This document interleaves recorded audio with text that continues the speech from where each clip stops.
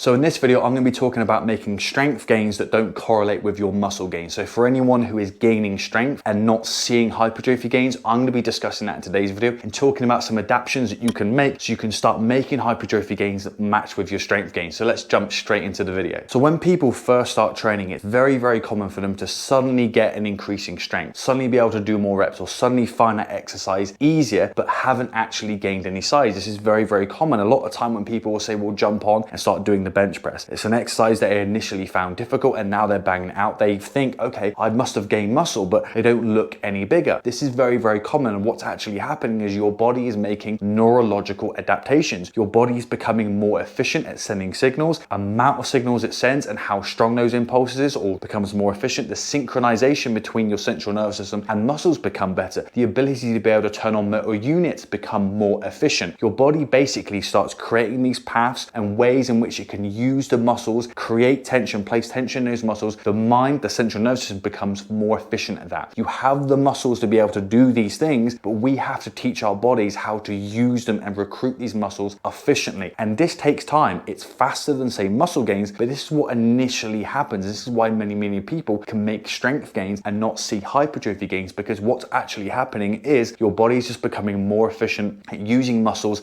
and creating tension to be able to move things. So we're seeing an increase in strength and how much we can lift and how easy we find movements, but that necessarily doesn't mean that we're going to gain size. And this is very, very common. And what actually happens specifically when people are new to training, but when people are doing lower rep work. If you want to increase your strength, the best way to do that is to do lower rep work, high intensity, 1 to 5 reps. This is how we test it. You improve what you test. If you lift something heavy, if you test your strength, this is what you're going to improve. But what is very, very common for people doing lower rep work is they don't tend to do a lot of volume. Volume is a key driver when it comes to hypertrophy. And this is why it's very easy for people doing higher rep work, like say 8 to 12 reps, 3 or 4 sets, and they do multiple different exercises. They do a large amount of volume overall. This is why these people are able to build a lot of muscle or build it quicker than say people doing lower rep work. It's because they are doing higher volume. So if you're someone who is doing say lower rep work, or maybe you're just someone who's doing lower volume work, you will find you'll be able to start making more hypertrophy gains if you increase the amount of volume. And so you can do that a number of ways. So the first way in which you can do it is actually increasing your volume within the workout itself. Let's say you're used to doing say 3 sets of 5. By going to 4 sets of 5 or say 5 by 5, you're increasing your overall volume, and that's going to be a way of driving muscle growth. The second way in which you can do it is actually increasing your weekly volume, and you can do this by actually increasing your frequency within that workout or training those muscles. So if you're used to working say doing full body 2 or 3 times a week, going to say 3 to 4 times a week, you're increasing your weekly volume. So this then should help you to drive more hypertrophy. If you really want to drive hypertrophy, volume is a great way of doing that. So if you're doing lower rep work or lower volume work and you're not seeing hypertrophy gains, try increasing your volume. I hope that helps, guys, and I'll see you in the next video.